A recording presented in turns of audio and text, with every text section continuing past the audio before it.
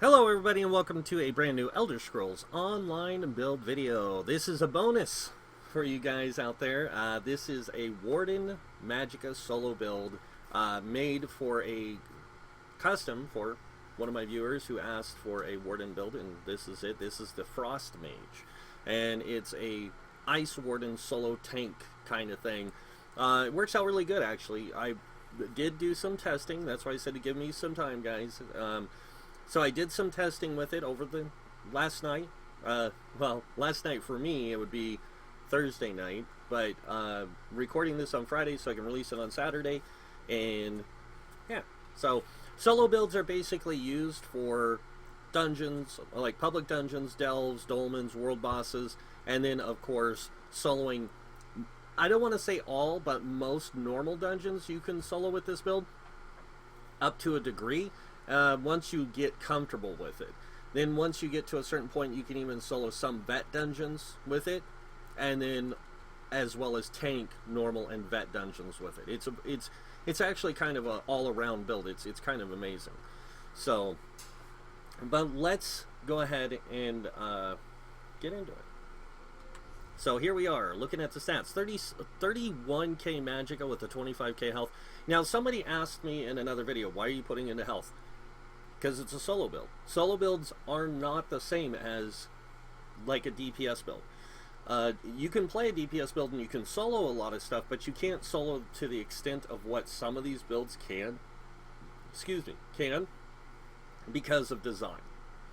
So we are, like I said, running 31k Magicka, 25k health, 12k stamina, 1400 magic recovery with a 2175 spell damage. We have a 43% crit. Our spell resistance is kind of really good, and so is our physical resistance, which is kind of surprising to me. 22,000 spell and 21k physical. Now, going down, we are running the Lady Mundstone for the greater resistances. Remember, this is kind of a solo build, is kind of like a DPS tank, and that's pretty much how it works. We are running, getting Major Prophecy from Inner Light on 1 bar, and I'll show you the secret to that when we get to it. And then Witch Mother's Potent Brew for magic recovery, max magic, and max health.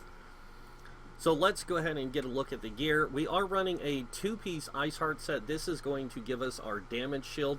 Now, the ability itself, or the benefit itself, is it does give you extra spell crit, and that's what makes this build work so much better, is it does give you that greater spell crit. Now, when you deal critical damage, you have a 20% chance to gain a damage shield that absorbs 10k damage for 6 seconds. While the damage shield holds, you deal 1093 frost damage to all enemies within 5 meters of you every 1 second. This effect can occur once every 6 seconds. Now, we are a high elf for this build, and it works out amazing. The reason why high elves work so much better is because they get 4% max or frost damage, and then on top of that, you, as a warden, you get 6% increase frost damage. So that's a 10% right there, and you get another 10% from the Undaunted, or from the, not Undaunted, from the champion points, and that makes 20% more damage with frost. So it just helps out a lot.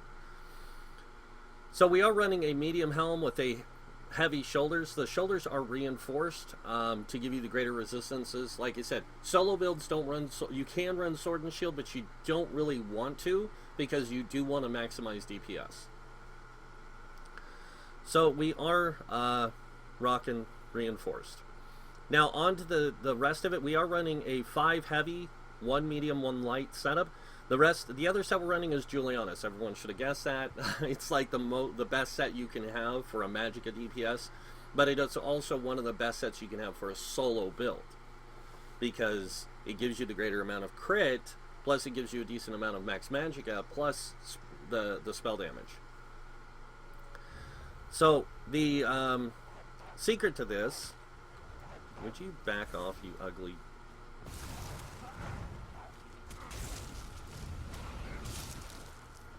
Alright, so the secret to the build itself is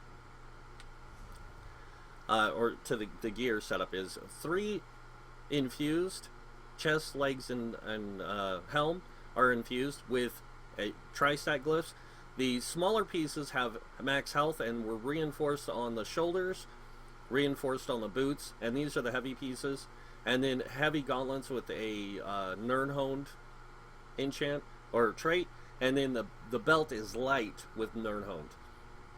It works out really well. It gives you, the, like I said, some of the best resistances. So, going down here to the jewelry, we are running a 3-piece willpower, and with it comes lots of magicka and spell damage. Now we are running 2 extra spell damage glyphs on the jewelry and a magic recovery. We need that higher magic recovery so we can keep resources coming in, because this build needs those resources coming in. On to the 2 staves. We are running an ice staff on the front bar with Crusher Enchant infused. It is a master staff because we are using Destructive Touch in the build. And the direct damage Destructive Touch does 2,000 damage up front extra because of this staff. So it really plays out, and it costs 30% less. Moving on to the next one, we are running a Maelstrom Lightning Staff with a weapon damage in it. Now, people are going to ask, why didn't you run an Ice Staff on the back bar? The reason I didn't run Ice Staff on the back bar is because the Warden already gets a lot of ice, like basically charged from its own class abilities, so you don't need a wall of elements on the back bar, or a wall of ice on the back bar. So that's that. Let's go take a look at the skills. Again, I'm just going to go over the passives really quick. Make sure you get all the class passives. You just get them. Don't worry about it. You'll be using a lot of the abilities, some of the abilities, so with this build. Make sure you get your Destruction Staff passives, and I'm going to show you why I have some other skills unlocked here. On the armor, because we are wearing the 1 light, 1 medium, 5 heavy, you want to get the light passives with the medium passives here, and we have 3 of the medium passives, the top 2 and the bottom 1, and then on the heavy armor, get them all. Moving on to the back, or to the world skills, you can go vampire with this if you want, but you don't really need it.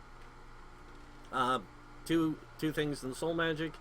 Fighter's Guild, you only need Intimidating Presence for questing and Banish the Wicked for Ultimate Gen. On the Mage's Guild, get all the Mage's Guild stuff. Even though you're not using a lot of Mage's Guild abilities, just go ahead and get them all, because that way if you do decide you want to use a few, you can. Onto the Undaunted, make sure you get the passives and grab Bone Shield just in case you need it. Inner Rage is another one that I would suggest getting, so you have another taunt besides your heavy attack from your Ice Staff. And the place you're going to put this is right here where the Deep Fissure is. Alright, moving on to the Alliance skills. Now, you don't need to get Alliance skills, but if you do, I would suggest grabbing Warhorn if you do plan on tanking some stuff, and put it on the front bar, because the back bar you need a certain skill there. High Elf, all the passives, like I said. Alchemy, make sure you get medicinal use, and then from provisioning, get these Gourmand and Connoisseur. Now we're going to go over the bar. On the main bar, we are running Deep Fissure. It's a huge damage ability. It has a huge area of effect in front of it, and the eruption stuns 1 enemy for 3 seconds. So it's a good CC up front, and then good DPS afterwards. Next ability we're running is Frost Clinch, and the reason we're running Frost Clinch, as you can see, is it does damage up front, lots of damage up front, and additional 6,060 damage over 8 seconds. It's not a lot of damage over 8 seconds, but it's still good. And it also immobilizes the target for 6.5 seconds, so it locks him in place. Next up, we have Arctic Blast. This is a great heal for you, and it's a great dot. So it does, every 2 seconds, it does 1,439. If you get it critting, this thing does decent amount of damage, but the heal is really good too. Next up, we have Elemental Drain. This is for Major Breach, and also for some magic recovery for you. Next up, we have Inner Light. This gives you max magic. It does give you some spell crit, but it's mainly there for the max magicka. Moving on, we have Healing Thicket. This is like probably the cheapest heal anyone can get in the game, so it works out really good on the Warden, especially for this build. Moving on to the back bar. Before I do, though, let me just deal with these guys. So onto the back bar, we have Blockade of Storms, which is I just used, and this has a chance of setting concussed enemies off balance. You can concuss the enemies with this, but it's a really low chance, but it still has a chance of doing that, and then they can set them off balance, which is kind of nice. The next ability we have is Gripping Shards. Now, Gripping Shards, there's two morphs for this. One where you can like aim it, and one where it's just right at your feet. You want to use this one right at your feet, not because of the damage done is based on max health, but because of what it does. It sets down the ice spikes that you just saw. It deals so much frost damage every second for 12 seconds, and the enemy's movement speed is reduced by 30% for 3 seconds. You can also apply shield with this, which means you can apply minor maim to them. On cast, though, enemies in the area become immobilized for 3 seconds. It locks them down. It's a great, like, CC. The next ability we have is Lotus Blossom. This is a heal, but it's also going to grant you Major Prophecy, increasing your spell critical for 20 seconds. You have to keep this up all the time, and it can be really harsh on this build when it comes to like total DPS and everything. It can make it pretty rough, but it's still a really good ability to have. If you don't want to run this, I would suggest changing this out for the Mages Guild, and this is why I said unlock all the Mages Guild stuff, because you can put Inner Light on the back bar and then grab Degeneration and put Degeneration back here instead of Blue Betty. But Blue Betty is really good for resource management. It also removes one negative effect. So, and that's the next ability on the bar is Blue Betty. This gives you 4,029 Magicka over 27 seconds and grants you Major Sorcery, increasing your spell damage by 20%. When the next summon, it removes one negative effect. Next up, we have Ice Fortress. This is kind of essential to this build because it gives you Major Warden, Major Resolve, increasing both spell and physical resistance, but it also grants you Minor Protection, reducing the incoming damage you take by 8% for 24 seconds. It's really, really powerful. And I hit the Alt key. Or Control? Control. Alright. Next up we have the Northern Storm. This is really, really good because, one, it does 4,350 frost damage every second for 8 seconds. The movement speed of the enemies inside of it is reduced by 70%, and nearby allies gain Major Protection, reducing incoming damage by 30% for that 8 seconds. While slotted, though, it gives you 8% max Magicka. That's how we get away with not having Inner Light on our bar. If you put Inner Light on here, remove it, because there's no reason to have it, honestly. And I'd put Ice Comet here instead, especially if you go with the Inner Light Degeneration setup, because then you don't need these two abilities. So you can move this over one, put Inner Light, put Degeneration, and then you can change this to Ice Comet, which is up here. And Ice Comet's a pretty powerful ability itself, so so yeah, but that's pretty much the skills. Now let's take a look at the champion points. Very similar to all my other builds. 37 into Ironclad. This reduces damage taken against direct damage by 15%, and over here we have 37 Thick Skin, which also reduces damage taken from damage over time by 15%. Then we have 43 into Hardy and 43 into Elemental Expert, or Elemental Defender. Both of these basically reduce any other damage, like all damage types, by 10%, because you have 43 points in both of them. Your Ice Fortress, that 8% damage reduction, stacks on top of these two. So both of them get 8% extra. So like you get 18% Flame, Frost, Shock, and Magic damage reduction. You get 18% physical, poison, and disease damage reduction. And on top of that, these stack with that. So moving over here, we have 16 in Expert Defender. This reduces damage taken from light and heavy attacks by 10%, and this does stack with Ironclad because most light and heavy attacks are direct damage, except for the Resto Staff and the Lightning Staff, which are considered damage over time, which is kind of weird, but they are. So you do get that really good amount of mitigation here, by the way. If you don't believe me about the Lightning Staff and Resto Staff, test it for yourself. You'll see that the damage that it does is actually reduced. by this and by this. So next up we have 56 into Bastion. This it gives us 20% increase to damage shields. That's how come the damage shield on the Ice Heart is so high. So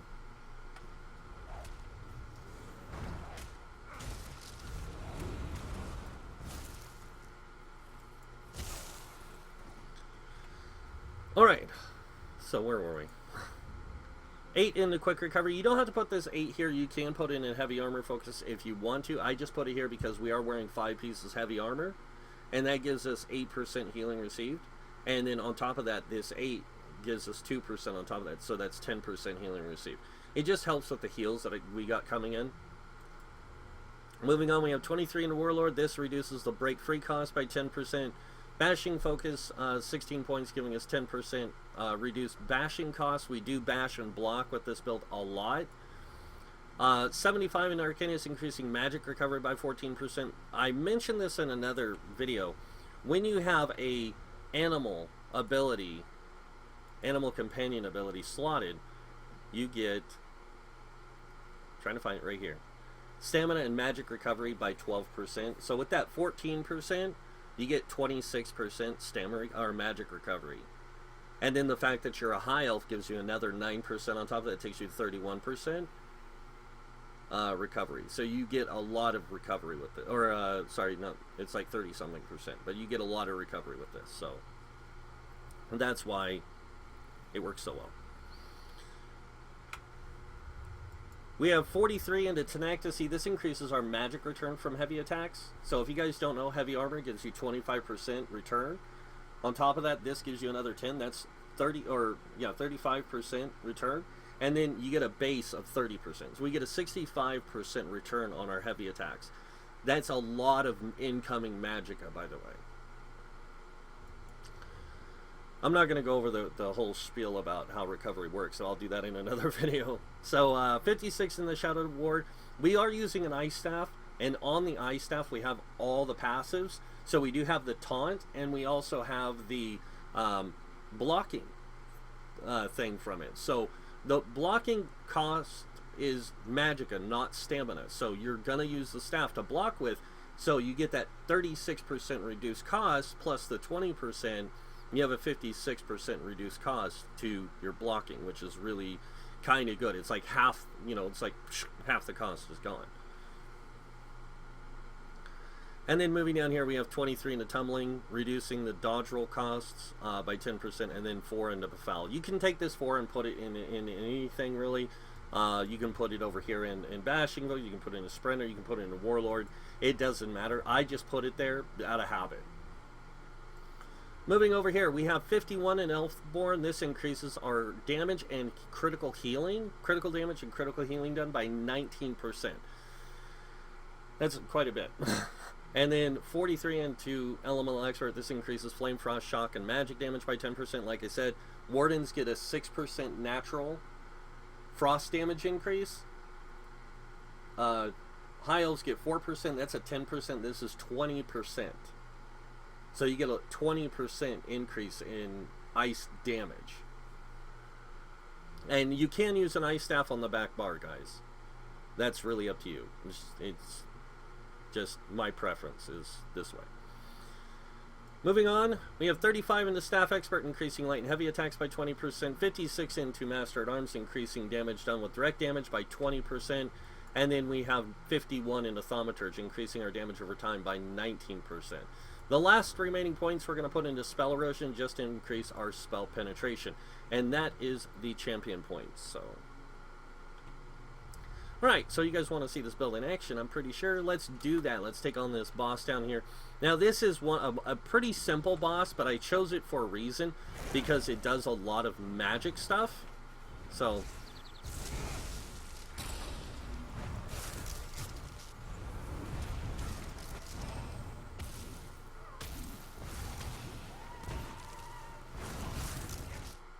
oh no, no, no, no. Do not do that, game. Not now.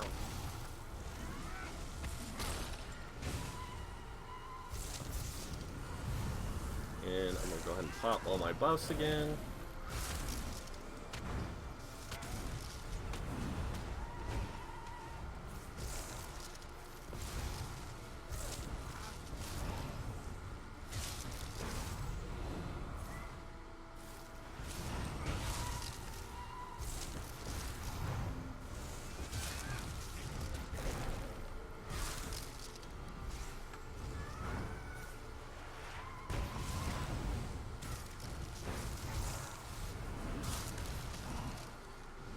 And if you are having some issues keeping yourself alive, that's why we have the thicket there, is just basically for that purpose of getting your...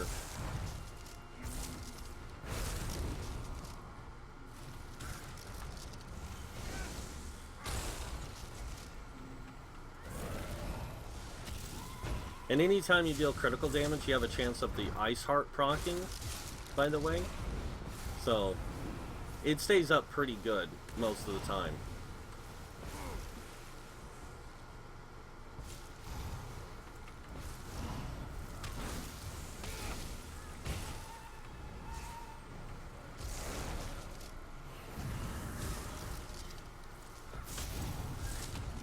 There we go.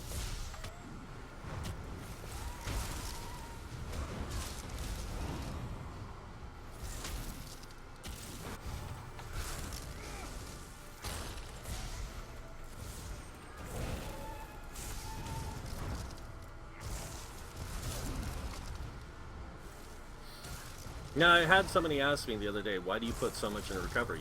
Self-sufficiency. That's why. To be self-sufficient, not relying on others so much.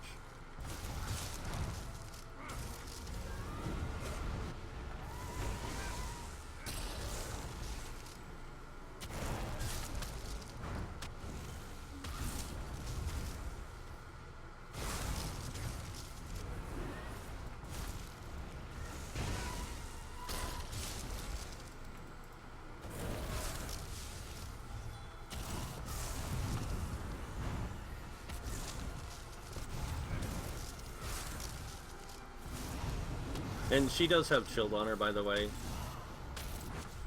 The way you can tell is she has little snowflakes circling, not those little things, but she'll have little snowflakes above her head sometimes. See if I can zoom it out. There you go. See how she got the like little white cloud around her? Oops.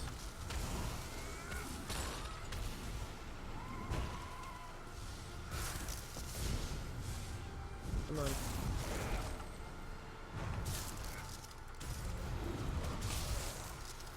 Go ahead and pop this. Just to show you guys, like, I can literally stand here forever because that heal from that tree is really good. There we go. And that is taking on that boss. Now, this build does work really good as a tank as well. If you set it up with a different, like, gear sets and things like that, you can make it work really, really well, even as a tank. But you kind of have to change a few things around, like I said, the gear sets, the skills.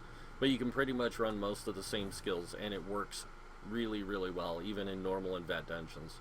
But it's up to you on how you want to play it. But that is it pretty much for the Frost Mage, guys. I know I didn't show too much.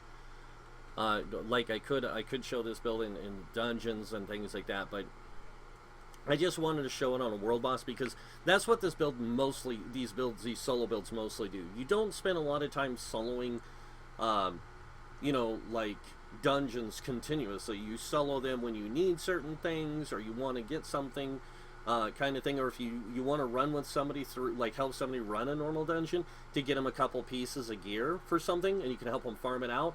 That's what these builds are made for. They're there to help you farm, you know, and solo play, because a lot of people do like to solo play, and people have been asking for this. So, to the person asking for the Warden, solo Warden, here you go.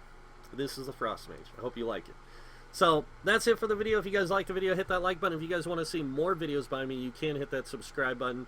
I will be releasing one other build this weekend, the Templar solo build.